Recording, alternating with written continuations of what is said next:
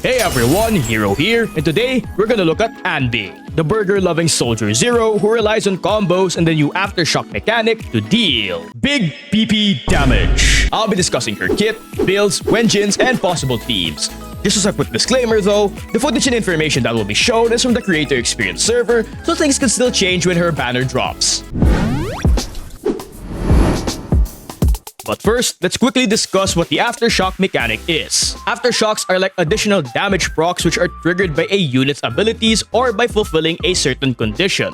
And depending on the unit, they can be triggered on or off field. For example, Pultra's aftershocks are triggered while she's off field after hitting enemies with your active unit, while Anby's are tied to her skill while on field. And finally, they follow the standard damage formula, meaning aftershocks still benefit heavily from crit stats and attack or damage buffs. With that in mind, let's first talk about Anby's Silver Star mark, which she inflicts just by hitting enemies. Silver Star is a unique meter that is filled up by hitting enemies with any of Anby's abilities. And whenever you fill up a third of the meter, it gives the enemy a stack of White Thunder, stacking up to 3 times, indicated by the 3 segments on the mark. But when you at least have 1 stack of White Thunder, you can use her special attack Azure Flash, which is a 2-part attack. The first part being a regular attack, and the second being an aftershock damage proc which consumes 1 stack of White Thunder. The White Thunder aftershock is the most damaging part of this ability. Now, its multipliers may seem deceptively low, but there is a reason for it, and I'll get back to that in a bit. Let's talk about her other aftershock ability first, Thunder Smite. This is an extra, stronger aftershock proc indicated by a thunderbolt that can only be triggered when 2 conditions are met. The first is you have to consume 3 White Thunders in a row to launch 3 aftershocks on an enemy, meaning you get up to 4 aftershock procs from 1 full Silver Star meter. And the second condition is that the Silver Star mark has to start glowing, which is done by completely filling up this meter. Just note, despite the skills descriptions, at M0, if this mark isn't glowing, you can't trigger Thunder Smite aftershocks, even if you launch 3 White Thunder aftershocks on the same enemy. So, as much as possible, only use White Thunders when Silver Star is completely filled, otherwise you'll lose out on some damage. Now, these aftershocks are her main damage sources despite their deceptively low multipliers. This is cause her core passive buffs aftershocks by quite a bit, and you'll want to be spamming them a lot, meaning she needs a bit of field time in order to build the Silver Star meter and spam aftershock attacks. This is especially evident considering that it takes around 7 to 8 seconds to fill the Silver Star meter, assuming Anby doesn't get interrupted. So, she appreciates units with quick rotations that don't eat too much of her field time, like Astoriao, Caesar, or off-field stunners like Pultra or Trigger. But as for her EX special, Sundering Bolt, you can use it by holding the skill button. It's just your standard high damaging attack, but the neat thing is, it also completely fills the Silver Star meter of any enemy it hits. And as for her cool looking ult, Void Strike, it's essentially just a stronger version of her EX special. It deals lots of damage due to its high multipliers, while completely filling up the Silver Star meter of any enemy it hits. Now, since her ult and EX special completely fills up the Silver Star meters, it's very important that you only use them when the meter is completely empty because of 2 reasons. First, it's to avoid wasting charge, and second, it opens up the possibility of longer and extremely high damaging combos as long as you time her skill and ult correctly. Now, moving on to her core skill, starting with her additional ability, which needs a stun or support unit to activate. It gives her 10% bonus crit rate, making her easier to build, while providing a team-wide 25% aftershock damage buff when she is the active unit. This buff does affect her own aftershock damage and is really useful if you plan to run her with off-field aftershock units like Pultra and Trigger, who happen to be her best stunners. As for her core passive, it increases Anby's damage dealt by 25% against enemies with Silver Star. And it also increases the crit damage taken from any aftershocks by 30% of Anby's crit damage. This incentivizes you to build lots of crit damage to buff her and her teammates' aftershock damage. But for ability priority, level up her core skill and skill first, then her basic attacks, then her dodge, and finally her assists. It's up to you in which you want to prioritize between her core skill and specials. Her core skill has her self buffs, while her aftershock scale off her special level. But with her kit out of the way, let's talk about her Mindscapes. Her M1 makes her EX special trigger 3 White Thunder aftershocks on the enemy it hits without consuming any White Thunder stacks. And yes, this also triggers the Thunder Smite aftershock. It's worth noting that if you use this on an enemy with an empty Silver Star meter, it launches 4 aftershocks and still fills up the Silver Star meter. So in reality, you can proc 8 aftershocks from this ability, 4 from her EX special, and another 4 from the filled meter.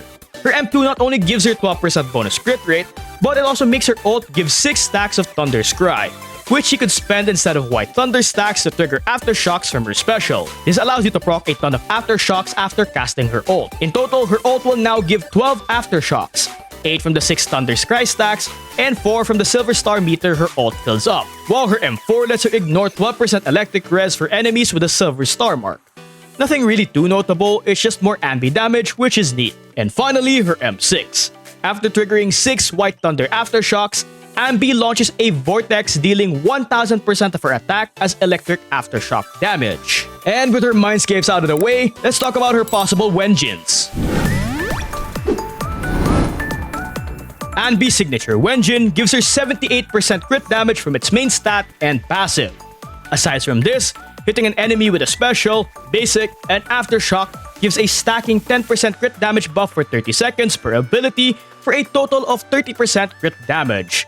And when all 3 stacks are active, it increases her electric damage by 20%.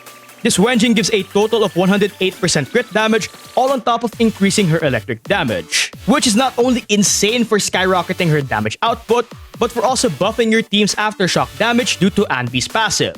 With that being said though, since she's an attack agent, she has plenty of alternatives, Brimstone being a good 5-star option. At max stacks of its passive, including its main stat, she can get up to a bonus 58% attack from this Wenjin alone. And it's not that hard to get max stacks, since basic attacks are a big part of her combos. Zanshin Herb Cage is another decent option as well, giving her a ton of beneficial crit stats that make her way easier to build. Sadly, the Electro dash attack damage bonus isn't really too useful for Anby, unless you decide to weave in dash attacks in her combos as well. Aside from this, other 5-star crit Wenjins like Evelyn's or Zhu Yuan's can work as good stat sticks. But there's really no need to use them since she does have quite a bit of good 4-star options. With that being said, the free-to-play 4-star Marcato Desire is one of her best free-to-play 4-star options. First of all, it gives her 20% bonus crit rate, which makes her way easier to build. Just note, she already gets a lot of crit rate from sources like her kit and set bonuses. So if you already have a lot of crit rate, there are better options. Aside from this, it gives her a 9.6% attack buff when hitting an enemy with an EX special, which increases to 19.2% if you hit an enemy with an attribute anomaly, which isn't too hard to do, especially in a mono-electric team, since Anby's fast attacks can apply shock pretty fast. Starlight Engine, of course, is another great free-to-play option for lots of attack. At R5, it can give her up to a 44.2% attack buff just by launching a dodge counter or quick assist, which isn't too hard to do. I would actually recommend this Wenjin over Marcato if you already have a lot of crit rate, because its high attack bonus allows Anby to do a lot of damage. BP's Cannon Rotor is also another great option, giving her 20% bonus crit rate with its main stat. Aside from this, it also gives a pretty decent attack buff, and its bonus damage proc from crit hits allows you to squeeze in a bit more damage in her rotations. But with possible Wenjins out of the way, let's talk about drive discs. For the 4-piece set, her best option is the new Shadow Harmony set, which is synergizing perfectly with her Aftershock playstyle, buffing her Aftershocks by 15% just by equipping it. But the more important thing is that it gives her a bonus 12% attack and crit rate for 15 seconds just by hitting an enemy with 3 Aftershocks, which isn't too hard to do. And the neat thing is, you can pretty much keep 100% uptime on this set, since you can build a full Silver Star meter for 3 Aftershocks way before the buffs expire. However, it is a new set, so a good temporary option would be Woodpecker Electro, with Anby of course benefiting a lot from its 8% bonus crit rate, and it also provides up to a 27% attack boost provided you hit an enemy with a crit hit from a dodge counter, basic attack, and EX special. Thunder Metal is also another great temporary option if you plan to run her in a mono-electric team, with it giving her a bonus 10% electric damage and a massive 28% attack buff against shocked enemies. However, outside mono-electric teams, this set can give inconsistent results due to shock uptime being harder to maintain. As for the 2-piece set, it's pretty flexible. If you're not using it for the 4-piece, Woodpecker is great for its bonus crit rate. But aside from this, 2-piece attack, 2-piece electric, 2-piece pen ratio, and 2-piece crit damage can all work for pretty good damage. So just use whichever one has the bonuses you need, or the ones with the best substats. But with their possible drive discs out of the way, let's talk about stats. For main stats, you want crit stats on slot 4, electric pen or attack on slot 5, and attack percent on slot 6. For the slot 4 main stat, use crit rate if you're having trouble getting crit rate from her substats, but if not, just use crit damage. For the slot 5 main stat, it honestly depends on the team and setup you're running. In most cases, an electric damage main stat would be the best in slot, especially if you're running Anby with supports that give a lot of attack like Miss Yao, Caesar, or even Lucy. A pen ratio slot 5 is a very good option as well if you decide to run Anby with other pen sources like Rina or a 2-piece buffer Electro, essentially allowing Anby to ignore a big chunk of the enemy's defense. And finally, an attack slot 5 is only used over an electric slot 5 if you can't get an electric slot 5 with good main stats. This is because there's not too many electric damage buffers in the game, so it's the preferred option since it's much harder to dilute electric buffs compared to attack stat buffs. As for the substats, you mainly want to focus on crit rate or crit damage first, then attack percent, then finally flat pen or attack. First of all, try to get as much crit damage as you can since your core passive's crit damage buff doesn't really have a cap. So the more crit damage Anby has, the higher crit damage buff from her core passive, meaning more aftershock damage from Anby and her teammates. And to properly take advantage of all that crit damage, I recommend having at least 80% crit rate, which may seem like a lot, but it's actually not too hard to achieve even with only a few crit rate substat rolls since she has plenty of crit rate sources outside of substats. For example, with her kit, level up stats, and the Shadow Harmony set as the 4-piece set and the Woodpecker as the 2-piece set, she has 49.4% crit rate without any substats. But if you decide to run a 4-star crit engine like Marcato, that number goes up to 69.4%. But instead, if you decide to run a slot 4 main stat or a 5-star crit engine, it goes up to 73.4 without substats. And finally, if you decide to run both a 4-star crit engine and a crit rate slot 4, you can have 93.4 crit rate all without substats. So depending on your setup, you can just ignore crit rate substats to focus more on attack and crit damage, which makes building her so much easier. With her stats out of the way, let's talk about possible teammates. The best stunner you can use with her right now is Bernice's pet cat, Pultra. Not only do they activate each other's bonus abilities, but they also buff each other's aftershock damage. But it doesn't stop there. Pultra not only has a very short rotation, she also does most of her day's build-up off-field using her aftershock coordinated attacks. Meaning, she doesn't eat up too much of Anby's field time, giving her more time to build her silver star meter. This is all on top of her being a free unit next patch, with all the benefits I just mentioned being available at M0. But she's also a 4-star in Anby's banner, so you'll most likely get a lot of copies of the pet cat while rolling for Anby. But with that being said, Trigger is better than Pultra since she pretty much has the same benefits, but she'll deal more damage, and according to the stream, she buffs aftershock days multipliers and increases stun damage multipliers. But I won't talk too much about her since she isn't released yet, so any of the things I just mentioned are subject to change. Qingyi is also a decent option if you don't want to use Pultra or don't want to roll for Trigger. She provides a massive stun damage multiplier buff with her kit, which helps Anby deal more damage. However, the problem with Qingyi is she takes up a considerable amount of field time, which of course isn't too ideal since she ends up competing with Anby. And if you're not careful, it could result in some awkward rotations wherein you waste the stun duration building Anby's silver star meter. Remember, it takes around 7 to 8 seconds to build the meter, while a stun lasts around 10 seconds on average. Though you can somewhat solve this problem by either switching between them periodically before stunning, or timing stuns so the enemies are stunned when they have a full silver star meter. But if you don't have any of them, Anby can work as a budget stunner. Just note, aside from providing stuns, she doesn't give any other benefit to Anby. And just like Qingyi, she takes up a lot of field time, which could end up getting even longer since she doesn't have many iframes, so it's pretty easy to get interrupted with her.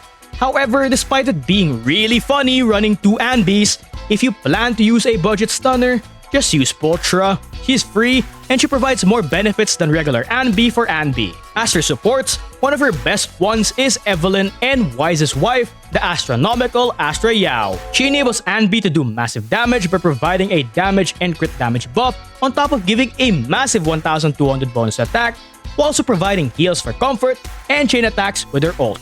With her quick assist mechanic, she also allows for more seamless transitions between Anby and her supports, making rotations a lot smoother. And the icing on top of the cake is, she literally has zero field time, meaning Anby has one less teammate to compete with. Caesar is also another good support to run with her.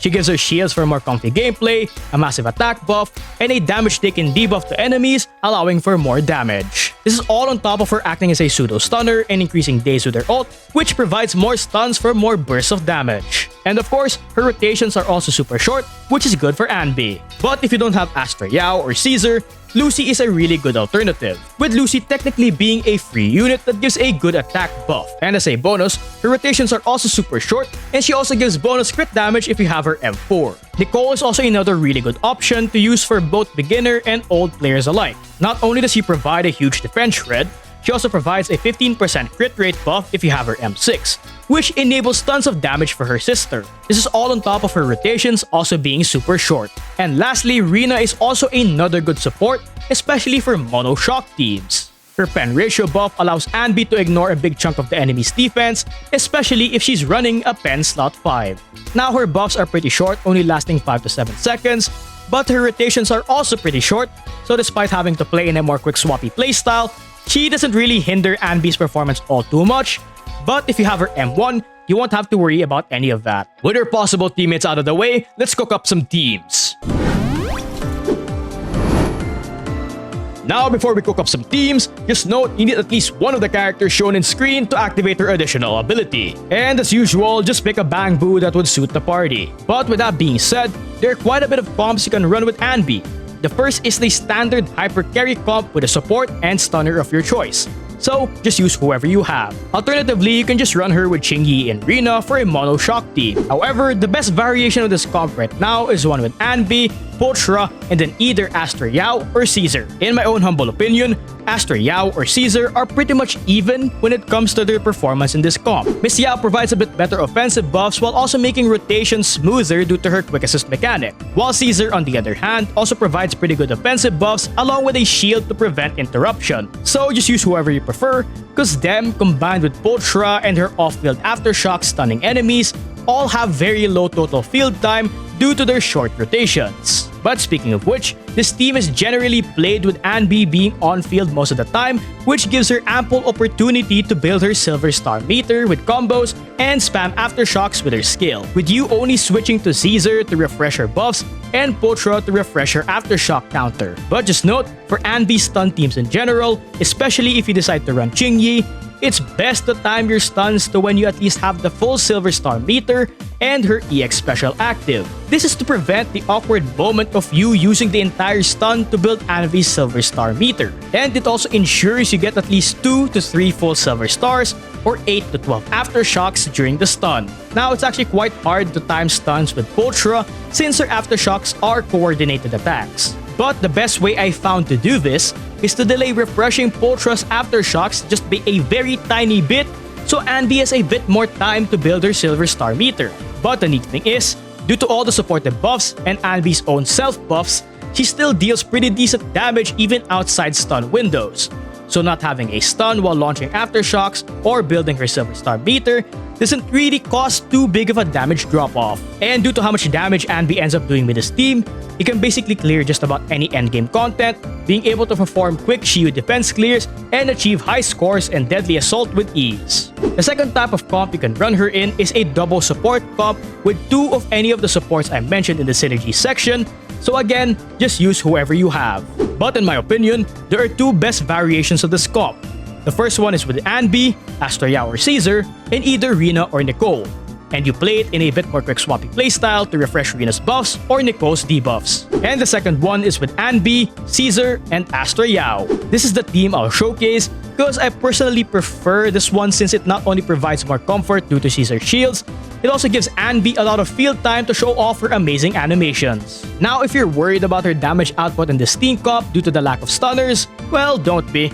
Because similar to Evelyn, her dealing good damage isn't limited to stun windows. This is due to Anby spamming aftershocks, all the buffs from this team, and her own self-buffs enabling massive damage, and her nature of wanting a bit more field time to build her silver star meter with combos. And this team pretty much gives her just that. A lot of field time to the point that 95% of the battle is just gonna be Anby on field building her meters to spam aftershocks, making this comp relatively simple to play, with the added benefit of Caesar's shields preventing interruption, making Anby's rotations and combos stress-free because you won't have to worry about getting hit. Now, if you don't have either Caesar or Astra Yao, or just don't have both of them, you can always just replace them with Lucy, Rina, or Nicole, and the comp will still perform pretty good. Just note, if you decide to run Nicole or Rina, due to their short buffs, you will have to switch between them every 5 to 7 seconds to refresh their buffs or debuffs. So the comp does become more of a quick swap comp, meaning it requires more conscious effort to play. But yes, any variation of the double support team can clear just about any endgame content like Deadly Assault or harder shield defense stages with ease, despite being simple to play. Now, there is another type of comp you can run when Trigger is released. It is a double stunner comp that only works with both Trigger and Pultra. Essentially, due to Trigger's Aftershock Daze buff, combined with the fact that Trigger and Pultra are both off-field shock stunners, it allows Anby to stay in field most of the time, with the added benefit of being able to stun enemies super fast, all on top of being able to deal good damage with the team's aftershocks, especially during stuns due to Pultra, Trigger, and Anby's buffs. However, because Trigger isn't out yet in the CE server, this comp still needs to be tested, and its performance is all but fury, but it is a comp to potentially look out for once Trigger is released. But that's about it because I'm beginning to lose my voice. But there's just one last question. Is she a must pull? Like I always say, it usually depends on your account. She's not really a must-pull if you already have multiple top-tier DPSs like Yabi or Evelyn and are satisfied in their performance and clearing content. In this case, it's much better to roll for someone that would benefit your account more or a character you like. We recently got new drip marketing for new characters as well, so these characters might interest you more. However, Anby is definitely a must-pull if you need a good DPS. She's a very fun and unique unit that's relatively simple to play once you understand her kit. But that simplicity doesn't hold her back from being able to deal amazing damage with her combos and aftershocks. Another neat thing is, team building is rather simple and flexible for her. You can pair her with any combos of supports and stunners, and she'd be able to clear content just fine, making her a good option for both beginners and veteran players alike. Now, I can't guarantee how she'll age as a playable unit, but in my opinion, seeing her core passives focus on buffing the team's aftershocks, she could be useful for future units, seeing how Hoyo seems to be pushing for aftershock characters to be the new trend, which increases her future value, meaning she will get even stronger once more aftershock units come out. But at the end of the day though, if you like Anby, pull for her, and if you don't, well don't. Personally, I'm definitely gonna be pulling for her because I've been an Anby fan since day one. I mean, look how adorable our Borgar Queen is. But make sure to tell me what you think about her in the comments below, and don't forget to hit me with a like and a sub.